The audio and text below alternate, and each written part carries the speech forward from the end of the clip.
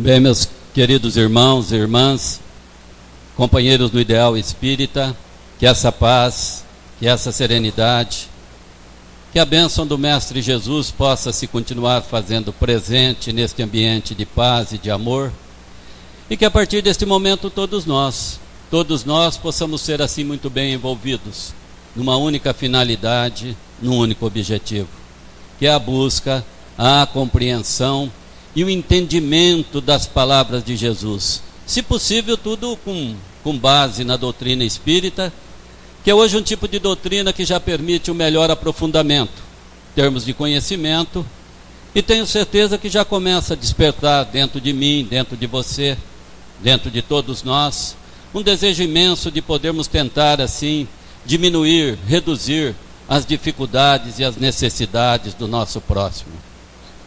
Bem, quando Célia me convidou para fazer a segunda palestra este ano aqui, eu fui claro com ela que o tema que nós estamos trabalhando e desenvolvendo é sobre a paciência. Mas estamos desenvolvendo esse tema por ser de extrema necessidade nossa. E quando cheguei ali na porta, conversando com o pessoal, ela me falou assim: mas esse tema da paciência aqui não é muito bem-vindo, porque se há uma virtude que aqui o pessoal do semeador já exercita e já conquistou, diz ela que essa virtude se chama paciência. Diz que aqui todos já são muito pacientes, muito calmos e muito tranquilos. Bem, como não temos um outro tema no momento, nós vamos ter que trabalhar esse tema mesmo. Mas como vocês então são bem calmos, bem pacientes, meu mentor espiritual está fazendo uma ótima sugestão.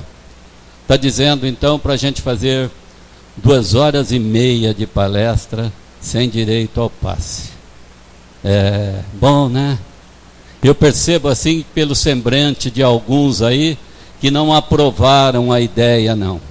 Mas vamos ver o lado bom disso tudo. Veja bem, se depois de 2h30 com calor danado que está fazendo, igual hoje, assim, sem direito ao passe, porque o passe cura por fora, né? O conhecimento cura por dentro, né? Então, se depois de 2h30 você não olhar no relógio, não se levantou para ir embora e não dormiu, passou no teste da paciência. Olha que bênção, olha que maravilha. Isso é uma conquista, pessoal. É muito 2h30, né? O pessoal aqui da frente não está concordando com 2h30, não. Reduzimos para 1h30. É muito ainda também, né? Está muito calor, né? Vamos fechar em 35 minutos, 40 minutos e não se fala mais nisso, combinado? Bem, mas toda palestra a respeito da paciência, diz Emmanuel no livro Pronto Socorro, na página 63, que não podemos iniciar a palestra sobre a paciência sem antes fazer com vocês o teste da paciência. Emmanuel que faz essa solicitação. Página 63 do livro Pronto Socorro. Pronto Socorro, vocês sabem o que é, né? É um pronto atendimento rápido. Tem aqui no hospital de base, na Santa Cruz, na Santa Casa. Você cai da escada, quebra a perna, vai lá, faz a radiografia, ingessa e vem embora. Pronto socorro, pronto atendimento rápido. Então vamos ao teste. Mas veja bem, hein? Se porventura você passar no teste, não vai embora ainda para casa pensando que você já exercita e domina bem essa paz interior. Porque o teste se chama pequenos sinais de paciência. Ainda é assim. São poucos sinais de paciência que tem nesse teste da página 63. O teste é o seguinte: será que você consegue prestar a mesma informação para a mesma pessoa, do mesmo assunto, sem alterar a voz, sem ficar nervoso e sem falar uma palavra de baixo galão? Palavrão, né? Em outras palavras. Você consegue prestar a mesma informação para a mesma pessoa, do mesmo assunto, sem alterar a voz e sem ficar nervoso? Mais ou menos assim, ó. A pessoa chega de você e fala: como é que faz isso? Você fala assim, assim, assim, assim. Aí ela te fala de novo: não entendi. Você pode explicar de novo? Aí você explica pela segunda vez. Ela fala: não entendi. Você conseguiria explicar pela terceira vez? Pela quarta vez, o mesmo assunto para a mesma pessoa? Pela quinta vez, você conseguiria explicar? Consegue, né? Todos vocês conseguem, né? É por isso que o Brasil está com um nível de profissionalismo muito bom, porque hoje todas as pessoas, nós que trabalhamos com pessoas, treinamos pessoas dentro das empresas, nós podemos observar como os outros têm paciência para ensinar o trabalho para outra pessoa, né? Que bom, o nível profissional do Brasil está ótimo nessa parte. Então vamos lá, como todos passaram no teste da paciência, não temos necessidade de 2h30 não. Eu acho que 35 minutos, 40 está muito bom. Mas veja bem, vamos lá então, olha, Jesus deixa a aldeia de Nazaré e fica mais ou menos 30, 40 dias no deserto da Judéia, com seu primo João Batista. E nesse tempo que Jesus fica no deserto e nas montanhas, ele se completa espiritualmente. Vai para uma região muito bonita, denominada Galileia, Lago de Tiberíades, Mar da Galileia também, chamado de mar porque tinha uma extensão de 13 quilômetros. De uma margem você não via outra. E Jesus se dá muito bem ali. 5 cidades pequeninas, de pessoas simples, humildes, pescadores. Jesus conhece André, depois seu irmão Simão, que passou a se chamar Pedro. Jesus conhece também Tiago maior, e também João ainda menino, 21 anos. Estava formado o primeiro grupo de Jesus. Seriam 12, mas esses 4 é que estariam sempre mais presentes na vida do Cristo. E Jesus tinha um hábito de uma vez por semana ele subir até o monte, até o morro, porque ali ele ficava sozinho para fazer as suas orações, meditar, orar. Num certo cair de tarde, início de noite, quando Jesus se dirigiu até a montanha, tinha lá um bom grupo de pessoas, uma multidão, e tinha também esses 4 discípulos, esses 4 apóstolos. E Jesus aproveitou esse dia para fazer uma pregação religiosa que recebeu o nome de Sermão da Montanha. Vocês já devem ter ouvido falar nessa passagem. Sermão da Montanha nada mais é do que um resumo de todos os ensinamentos do Cristo. E nesse dia, no Sermão da Montanha de número 3, Jesus disse assim: bem-aventurados pacíficos. Isso. Acho que em termos de paciência, nós poderíamos ir todos embora agora, porque está aí o tema, a fala, o ensinamento de Jesus. Bem-aventurados os pacíficos. Mas não é bem assim. Seguir Jesus não é uma tarefa muito fácil. E seguir Jesus com um pouco de conhecimento, a dificuldade fica maior ainda. Então a ideia que nós temos, o que nós pretendemos, é ir mais profundo nesse tema, tentar entender, compreender o que é que Jesus quis dizer isso daí, para ver se conseguimos diminuir essa distância, que Allan Kardec coloca muito bem, que se chama limitação da compreensão. Diz Allan Kardec, logo no início, no primeiro parágrafo do Evangelho segundo o Espiritismo, que nós somos limitados na compreensão. Espíritos frágeis. A questão 23 do Livro dos Espíritos, Allan Kardec, com muita precisão e inteligência, pergunta assim: o que é o espírito? E as entidades benevolentes do plano maior respondem: o espírito é o princípio inteligente da vida. Olha, é a parte mais importante. É o que te move para cá, te move para lá. É o que te faz pensar. É o que te faz resolver, buscar as coisas, prosperar. E é frágil. Muito bom. Quanto tempo você está fazendo de investimento para fortalecer o seu espírito? Quanto tempo você está fazendo de investimento na sua vida para diminuir essa limitação da compreensão? Diz ele que essa limitação da compreensão limita a nossa vida, limita os nossos movimentos e nos torna escravos. E essa escravidão, referente à limitação da compreensão, é a pior escravidão que existe. Então diz ele que talvez tenha chegado o grande momento da gente começar a entender, compreender que é necessário avançar. É necessário avançar um pouco mais. É necessário dedicar um pouco mais do nosso tempo para a busca das coisas espirituais. Melhorar a oração, melhorar o campo da meditação, melhorar o campo do trabalho no bem, buscar na casa espírita ou em qualquer outro local em que você possa fazer um trabalho beneficente, que possa ajudar o teu semelhante. E ler também, né? Que pena. O nosso centro tem mais ou menos lá 4.000 obras lá à disposição, e a gente percebe que toda quarta-feira somente 8 a 10 pessoas buscam um livro que é emprestado gratuitamente, o indivíduo ficar com ele 30 dias. O americano lê em média 5 livros por ano. O japonês também lê em média 5 livros por ano. Também vê a evolução, vê em que patamar eles estão. O chileno lê 3. O argentino, nossos irmãos aqui, lê em média 2 livros por ano. O brasileiro, a média é meio livro por ano. Então diz Allan Kardec que se não entendermos, não compreendermos que é chegado o grande momento da gente começar a pensar e repensar, que chegou a hora da gente fazer um investimento nessa parte espiritual. Porque a todo momento, quando você enfrenta uma dificuldade, enfrenta um obstáculo, enfrenta um problema, essa limitação da compreensão faz com que a gente tenha dificuldade e sofra para resolver esse tipo de problema, esse tipo de dificuldade.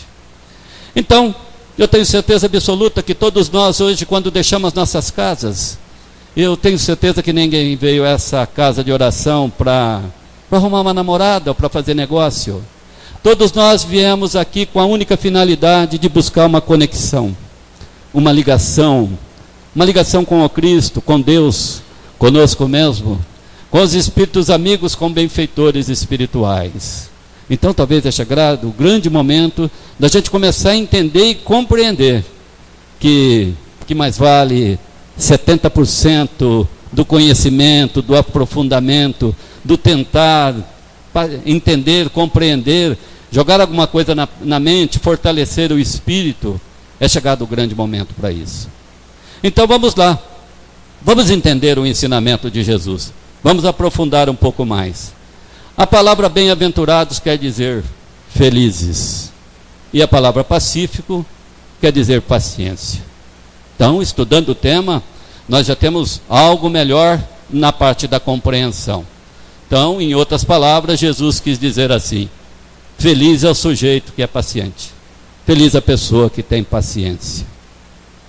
E nós poderíamos ir um pouco mais profundo e buscar o sentido da palavra paciência. A palavra paciência quer dizer ciência da paz. Nós poderíamos até pronunciar dessa maneira: paz, ciência, colocando o Z na pronúncia. Sim, poderíamos sim. Paciência. Daria até um sentido mais calmo, mais sereno, em termos de pronúncia da palavra. Até que pronunciar e falar, nós poderíamos sim.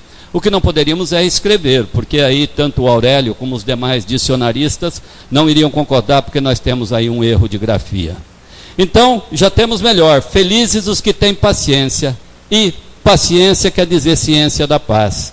E a palavra ciência quer dizer conjunto de conhecimentos. Isso.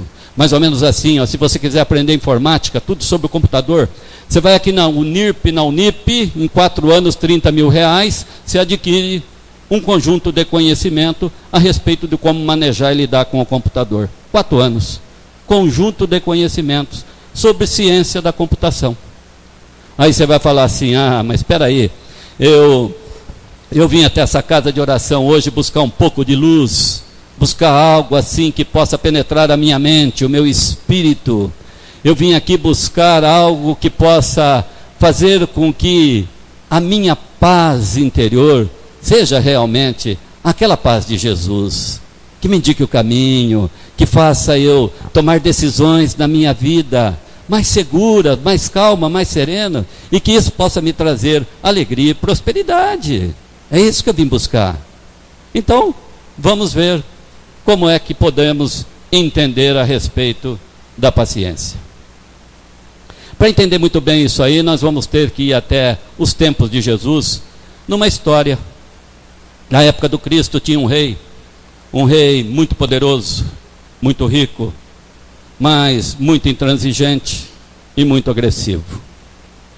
E esse rei, apesar de ser muito rico, ele tinha uma dúvida no seu interior. E ele mandou chamar até seu castelo os magos, os sábios. Naqueles tempos de Jesus, os magos, os sábios, eram as pessoas que detinham mais conhecimento, mais sabedoria. Estando os magos reunidos no seu castelo, o rei chegou até eles e falou assim: olha, eu quero que vocês se reúnam e me digam para mim qual o caminho do céu e qual o caminho do inferno. Isso. Vou deixar vocês aí 1 hora, 1 hora e meia, e daqui a pouco eu volto e vocês me digam para mim, me respondam essa pergunta. O rei se retirou. Passado 1 hora e meia, ele retornou e chegou até os sábios, magos, e falaram: e aí, vocês têm a resposta? Como os sábios, magos, não tinham uma resposta precisa, correta a respeito do assunto, e sabendo que o rei era muito agressivo, muito irritado, eles disseram para o rei, falou: seu rei, nós não temos a resposta. Aí que o rei ficou muito mais agressivo ainda, e falou: poxa, e eu vou ficar sem saber qual o caminho do céu e qual o caminho do inferno? Os magos disseram: não, seu rei, o senhor não vai ficar sem saber, não. No reino vizinho tem um outro mago, um outro sábio. Ele foi nosso professor, e ele pode muito bem dizer para o senhor qual o caminho do céu e qual o caminho do inferno. Esse rei reuniu sua comitiva, meia dúzia de soldados bem fortes, bem poderosos, bem armados, e transpôs os limites do reino vizinho. Chegou até a casa desse outro sábio no alto da montanha, acostumado a conseguir tudo através do dinheiro e do poder. Ele foi chegando na casa do sábio, abriu a porta, chegou e dedo em riste na cara do sábio, ele disse assim: eu sou o rei, eu vim de longe, e eu quero que você me diga qual o caminho do céu e qual o caminho do inferno. O sábio olhou para aquele rei e disse assim: olha, você é rei lá no seu reino, esta casa é minha, entraste sem bater, por gentileza queira se retirar. Ah, quando aquele sábio falou dessa maneira com aquele rei, ele ficou muito mais agressivo, muito mais irritado ainda. Olhou para os seus soldados, esses sacaram as espadas, e ele também, e foram 7 pontas de espadas pontiagudas na garganta, no pescoço daquele sábio. O sábio, sem em nenhum momento demonstrar qualquer tipo de medo, qualquer tipo de constrangimento, olhou para o rei e disse assim: esse é o caminho do inferno. O rei, percebendo que havia muita inteligência, muita sabedoria na resposta daquele sábio, olhou para os seus soldados, pediu que baixassem as armas. E ele também colocou a sua espada na bainha.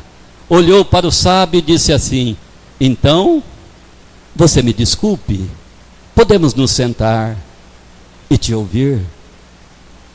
O sábio olhou para ele e disse: esse é o caminho do céu. Dessa história da época de Jesus, nós podemos extrair daí 2 belos entendimentos a respeito da paz interior. Primeiro, nós temos que entender que céu e inferno não é uma localização física, não é um local, não é uma localização geográfica. Não dá para entender e compreender e falar que hoje aqui no Semeador nós estamos no céu, e aquele pessoal que está naquele país bem pobre, no centro da África, Bangladesh, estejam no inferno. Não, céu e inferno não é um local, não é uma localização física. Céu e inferno é um estado de alma. Céu e inferno é um estado de espírito. Dependendo da maneira como você acorda, se levanta de manhã, dependendo da maneira como você se relaciona, dependendo da maneira como você trata as pessoas, dependendo da maneira como você caminha, você está no trânsito, você está no teu trabalho. Se você é calmo, sereno e tranquilo, trata tudo muito bem, tudo com calma, com paciência, você vai para o caminho do céu. Mas, se você compra a ideia logo de manhã da irritação, da agressividade, da mágoa dentro de você, tratando todo mundo mal, agredindo, você pode estar tranquilo que você está a caminho do inferno. Santo Agostinho explica muito bem essa questão, quando ele conta que numa cela da penitenciária nós tínhamos 2 presos. E lá fora tinha terminado de dar um forte temporal. Um dos presidiários vem até a janelinha da cadeia, da cela, olha lá fora e fala assim: nossa, quanta lama, quanto barro, que coisa horrível. O outro presidiário deixa também o fundo da cela da prisão, vem até a janelinha, olha lá fora e fala assim: nossa, que céu lindo, bonito, estrelado. Isso é estado de alma, isso é estado de espírito. Era o mesmo local, a mesma cena, a mesma paisagem. Um vê barro, lama, lodo, o outro vê o céu lindo, bonito, estrelado. Estado de alma, estado de espírito. Se ele chegar hoje e der para mim uma dúzia de limões, eu vou olhar para ele e vou falar: poxa vida, você vem me dar uma dúzia de limões? Eu já estou hoje muito azedo e queres azedar ainda mais a minha vida? Mas ele pode muito bem trazer uma dúzia de limões e entregar para esse senhor aqui, e esse senhor agradecer e abençoar e dizer: era o que eu precisava para fazer uma doce limonada. Isso é estado de alma, isso é estado de espírito. Dessa história da época de Jesus, nós extraímos daí um outro belo ensinamento a respeito da paz. De que tudo na vida, tudo que estamos vivendo, tudo que está acontecendo conosco, é um processo de escolha da nossa parte. Nós somos frutos hoje do que fizemos ontem. E não tenham dúvida vocês que seremos amanhã fruto, produto do que estivermos fazendo hoje. Tudo que acontece com nós é um processo de escolha da nossa parte. Não vem me dizer para mim que a escolha do teu marido ou da tua esposa foi por intermédio de terceiro. Escolha da nossa parte, tudo isso. E outra coisa, Emmanuel tem um ensinamento preciso no livro Fonte Viva, quando ele diz assim, que a vida não nos dá nada de presente. Guarda esse ensinamento de Emmanuel. A vida não nos dá nada de presente, ela apenas nos devolve aquilo que fazemos para ela. Isso, a vida não nos dá nada de presente, nos devolve aquilo que fazemos para ela. Eu posso muito bem, quando sair daqui, passar aqui no supermercado, fazer uma compra de R$5, e eu entrego para a mocinha do caixa 10, ela teria que me devolver 5. Mas como ela está muito cansada, distraída, pensamento longe, ela me devolve 15. Eu tenho 2 processos de escolha da minha parte, e somente eu que posso escolher. Um seria eu chegar até ela e falar assim: querida, você está me dando troco errado, eu te dei R$10, comprei 5, você tem que me devolver 5, está me devolvendo 15, você vai levar prejuízo. Ela pode até agradecer, mas eu tenho também um outro processo de escolha, que seria colocar os R$15 no bolso, acreditando que aquele prejuízo vai ser dela, ou vai ser do gerente, ou do dono do supermercado, e ir embora. Eu posso muito bem ir embora acreditando que ganhei, mas é bem provável que, de acordo com o ensinamento de Emmanuel, quando eu estiver chegando perto de casa, me ataque uma forte dor de cabeça, e eu preciso me dirigir até a farmácia, comprar um Anador, um Dorflex ou um Magnopirol, R$15. Assim é a vida conosco. E agora nós podemos ir um pouco mais longe. Se ficássemos só nisso, até que estaria muito bem. Mas nós poderíamos ir até a questão 621 do Livro dos Espíritos. Allan Kardec, também com muita precisão, com muita inteligência, ele pergunta assim: onde estão escritas as leis de Deus? Isso, onde estão escritas as leis de Deus? A resposta é curta: na consciência. Aí, na consciência. Muito bom. Se ficasse até aí, estaria ótimo. Mas nós vamos até também o livro Fonte Viva de novo, com Emmanuel dizendo assim: a paz interior, ela é fruto, ela é produto de uma consciência tranquila. Aí que está. A paz, ela é fruto, é produto de uma consciência tranquila. Então, quando eu trabalho com a perspectiva de relacionamento, de meus afazeres, de tudo que eu faço na minha vida, com o intuito de fazer algum mal para o meu semelhante, eu enganei a menina do caixa, enganei a menina do supermercado, o gerente, o dono, mas não engano a minha consciência. Isso, essa eu não engano. O ensinamento é preciso. Leis de Deus na consciência. A paz é produto e fruto de uma consciência tranquila. Então tudo aquilo que eu faço, agredindo o meu semelhante, ou fazendo mal, ou com o intuito de prejudicá-lo, dificilmente eu vou ser uma pessoa pacífica, serena, calma e tranquila. E o ensinamento é preciso, e as leis são mais precisas ainda quando dizem que todo aquele que é mais calmo, mais sereno, mais tranquilo, vive mais. Que todo aquele que é mais calmo, mais sereno e mais tranquilo tem mais prosperidade. Que todo aquele que é mais calmo, mais sereno, mais tranquilo tem muito mais amizades. E Jesus, no Evangelho de João 16, 27, Jesus tem uma passagem muito interessante quando ele diz assim aos apóstolos: olha, eu vos deixo a minha paz, eu vos dou a minha paz, mas não vos dou a paz do mundo. Olha que colocação. Eu vos deixo a minha paz, eu vos dou a minha paz. Mas tome cuidado que tem uma outra paz aí no mundo, que é a chamada paz do mundo. Essa eu não recomendo a ninguém. A Igreja Católica tem um momento muito sublime, que é antes da Eucaristia, antes da comunhão, quando o padre diz assim, ó, que a paz de nosso Senhor Jesus Cristo esteja no meio de vós. Isso. E a igreja uníssona, numa única voz, diz assim: e ela está no meio de nós. E aí eles falam assim: e a paz do Cristo nos uniu. E todas as pessoas se cumprimentam olhando um nos olhos dos outros e diz assim: que a paz do Cristo esteja contigo. Ah, muito bom. Que a paz do Cristo esteja contigo. Mas o que seria essa paz do Cristo? E o que seria essa paz do mundo? Vamos por histórias também. Olha, o marido da minha professora, ele é engenheiro e ele é muito rico. Isso não quer dizer que toda pessoa que vive na linha da abastança é plenamente pacífica, e toda pessoa que vive na linha da dificuldade é plenamente agressiva. Não, o ensinamento é bom, é estado de alma, é estado de espírito. Nós podemos encontrar pessoas também na linha da abastança plenamente pacíficas como plenamente agressivas, e podemos encontrar também na linha da dificuldade pessoas plenamente pacíficas e plenamente agressivas. Manuel fala muito bem que toda pessoa que vive na linha da abastança tem muito mais, mas ela tem um nível espiritual ainda muito baixo, ela é escrava do que tem. Olha que ensinamento.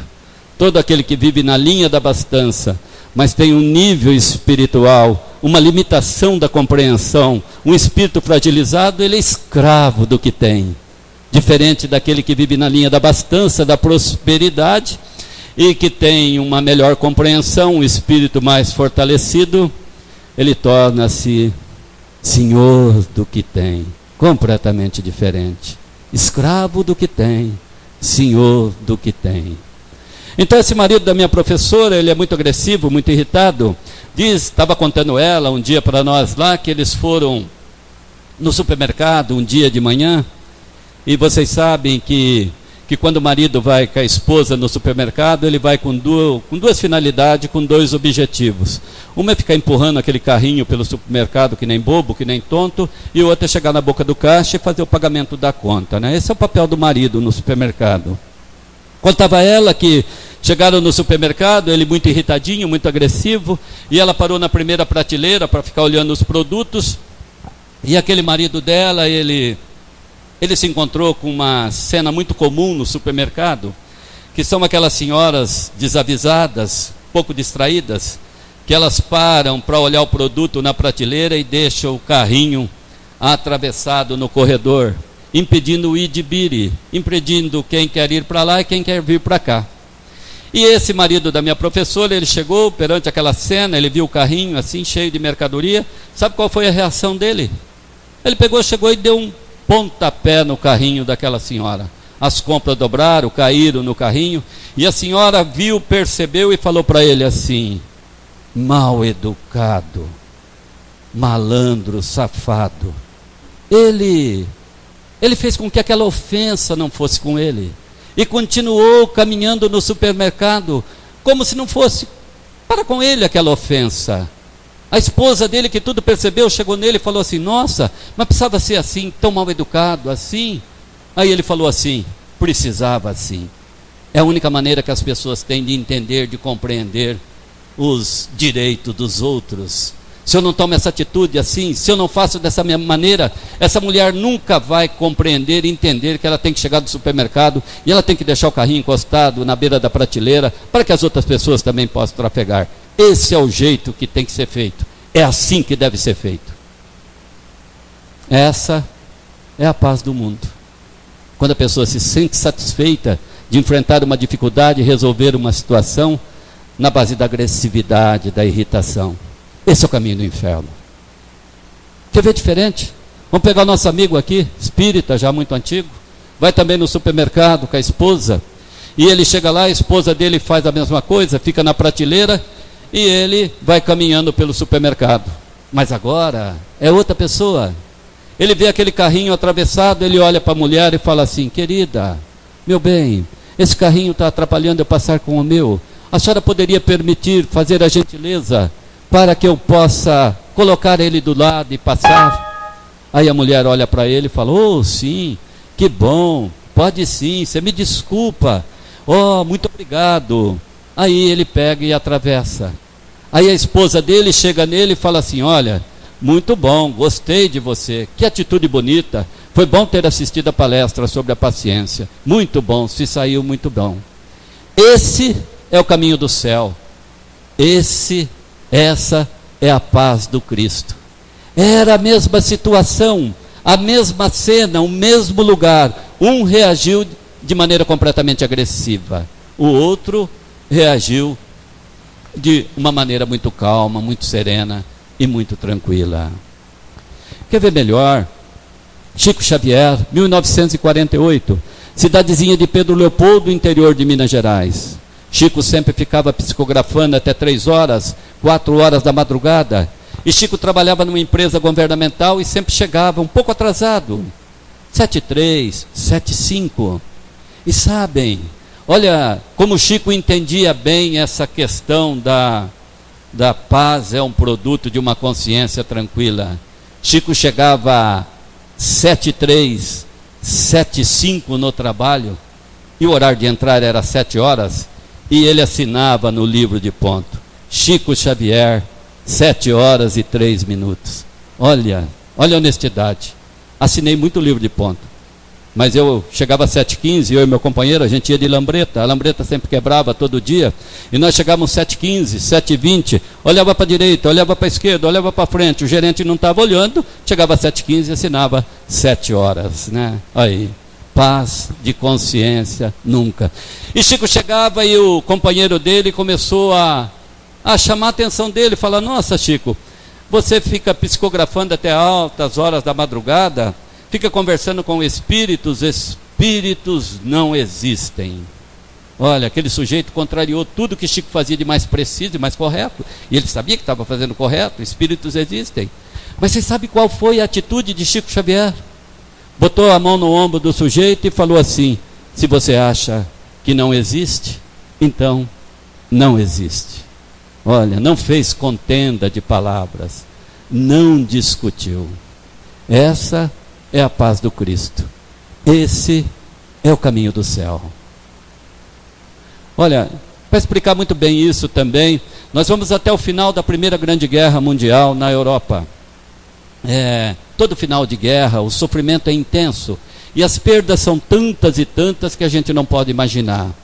Começou a correr, a circular por Paris, um panfleto que tinha uma oração chamada assim: Oração pela Paz.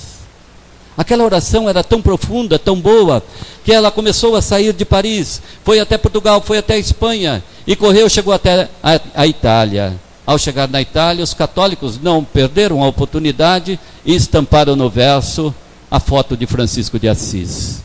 Independente se essa oração é ou não de Francisco de Assis, ela é muito precisa. Quando ela diz assim, lá no meio dela: Senhor, faça-me instrumento da sua paz. Olha a oração que precisa e profunda. Senhor, faça-me instrumento da sua paz. A oração não diz assim: Senhor, me dê a paz de maneira gratuita. Como se fosse assim, a paz, como se fosse eu estar irritado, eu passasse na farmácia assim e encontrasse a água da paciência em prateleira de farmácia ou gôndola de supermercado. Não, assim, faça-me instrumento da sua paz. E a oração ela é muito precisa quando ela diz assim: olha, aonde tiver amor, aonde tiver ódio, que você leve o amor. Aonde tiver a ofensa, que você leve o perdão. Aonde tiver a tristeza, que você leve a alegria. Então essa é a vida da gente. Nós estamos todo dia, desde o primeiro momento da manhã até o último que vamos dormir, enfrentando, nos colocando em dificuldade, em problemas, em obstáculos. Então ter a paz interior não é fugir das dificuldades, não é fugir dos problemas, não é fugir dos obstáculos. A paz interior é o jeito, a maneira como lidamos com as dificuldades, com os problemas, com os obstáculos. Olha, Nando Cordel é um cantor e compositor espírita. Ele tem uma música muito bonita que se chama A Paz pela Paz. É lógico que eu não vou cantar a música por total respeito a vocês, é claro, né? Mas eu vou soletrar, vou falar a música. A música diz assim: quando estamos pacificados, pacificamos os outros. Isso, e isso é uma realidade. Presta atenção nisso. Quando estamos pacificados, pacificamos os outros. Experimenta discutir com a sua esposa ou com o seu marido e você se calar, ficar quieto. Faz igual o Chico dizia, que quando a gente está meio irritado, o ideal seria encher a boca d'água e ficar segurando, porque assim a gente não fala. Mas é uma verdade a música. Quando você está numa discussão e você é sereno e calmo e deixa só o outro falar, ele fica envergonhado. Depois de 1 minuto, 2, ele se acalma também. Então, quando estamos em paz, pacificamos os outros. Mas o pior vem depois, quando ele diz assim, que quando estamos irritados e agressivos, transferimos essa agressividade, essa irritação ao outro. Geralmente, esse outro que não tem nada a ver com o nosso processo, com a causa da nossa irritação. Eu chego em casa e o sujeito me ofende no trânsito, ou meu patrão me chama a atenção, e eu chego em casa, minha mulher me recebe e eu destilo veneno em cima dela. É bem provável que ela diga assim: espere aí, eu não fiz nada para você. Mas você não fez, mas eu estou irritado, estou nervoso com o meu patrão, com o trânsito. Então, quando estamos agressivos, transferimos agressividades aos outros. E aí Emmanuel também completa essa parte do ensinamento, quando ele diz que isso é uma total falta de caridade da nossa parte. Principalmente no âmbito familiar. Diz Emmanuel para a gente tomar cuidado, principalmente na família, de não fazer contenda de palavras, de não querer ser o dono da verdade, de não querer ser o maioral. Tem hora que nós precisamos realmente corrigir, mas é necessário ter uma pedagogia muito boa para poder corrigir as pessoas, porque se você corrigir de uma maneira agressiva, irritada, talvez você não faz com que a outra pessoa te agradeça pelo ensinamento. Talvez você ganhe mais um inimigo, talvez o sujeito guarde muita mágoa de você. Bem, nós poderíamos encerrar a palestra de hoje com a parte final de um livrinho bem fininho, de Isaías Claro, poucas páginas, chama-se Paciência para Vencer e Crescer. Isso. Diz ele lá que no Hospital da Paciência existe custo e benefício. Sim, no Hospital da Paciência existe um custo e existe um benefício. O custo seria um pouco mais de esforço da nossa parte, de nos esforçarmos para começar a entender, compreender que se tivermos um pouco mais de paciência perante as dificuldades, nós seremos pessoas mais felizes. Isso nos ajuda muito. Isso nos ajuda muito. Esse seria o benefício. O custo é o esforço que nós fazemos para isso. O benefício seria não sofrer a dificuldade ou problema de que muitas vezes 1 minuto de agressividade e de irritação de nossa parte, às vezes pode complicar e destruir toda uma existência. Desejo a todos que amanhã, no amanhecer de um novo dia, todos nós possamos ter o Mestre Jesus como a nossa principal companhia. Tenho certeza que assim vai ser, assim será e que assim seja.